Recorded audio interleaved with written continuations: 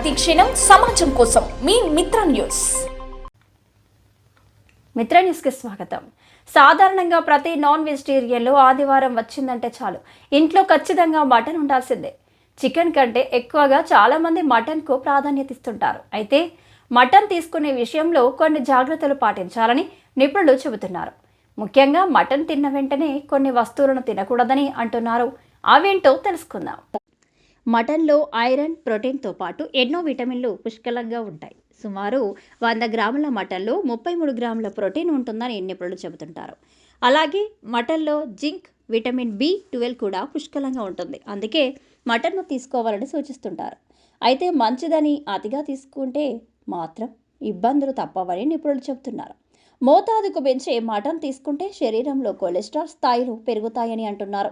గుండె సంబంధిత సమస్యలకు దారితీసే అవకాశం ఉంటుందని అంటున్నారు. మటన్ను ఎక్కువగా తింటే శరీరంలో ఇన్ఫ్లమేషన్ పెరిగి దీర్ఘకాలిక అనారోగ్య సమస్యలకు దారితీస్తుందని హెచ్చరిస్తున్నారు. అందుకే మటన్ను మితంగా తీసుకోవడమే మంచిదని సూచిస్తున్నారు. ఇదిలా ఉంటే మటన్ తిన్న వెంటనే కొన్ని రకాల ఫుడ్స్కు పూర్తిగా దూరంగా ఉండాలని అంటున్నారు. వీటితో అస్సలు తీసుకోకూడదని వైద్య నిపుణులు చెబుతున్నారు.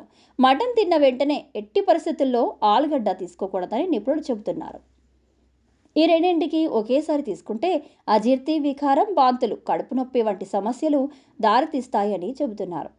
మనలో చాలామంది మటన్ తింటూ కూల్ డ్రింక్స్ వంటివి తాగుతుంటారు. అయితే ఇది అస్సలు మంచిది కాదని అంటున్నారు. అలాగే పండ్ల రసాలు కూడా తాగకూడదు. పండ్ల రసాలు తీసుకుంటే గ్యాస్ సమస్యలు ఎక్కువ అవుతాయని నిపుణులు అంటున్నారు.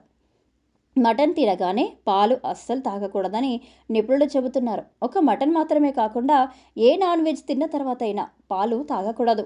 దీనివల్ల చర్మ సంబంధిత సమస్యలు వచ్చే అవకాశం ఉంటుందని అంటున్నారు. మటన్ తిన్న వెంటనే తేనె తీసుకోకూడదు. ఇది కూడా ఆరోగ్యంపై ప్రతికూల ప్రభావాన్ని చూపుతుంది. ఇది జీర్ణ సంబంధిత సమస్యలకు కారణమవుతుందని నిపుణులు చెబుతున్నారు. మనలో కొందరికి మటన్, పెరుగు కలిపి తీసుకోవడం అలవాటుగా ఉంటుంది. అయితే ఇది మంచి అలవాటు కాదని నిపుణులు అంటున్నారు. మటన్ కర్రీలో పెరుగును కలిపి తింటే జీర్ణ సంబంధిత సమస్యలు వస్తాయని వైద్య నిపుణులు చెబుతున్నారు.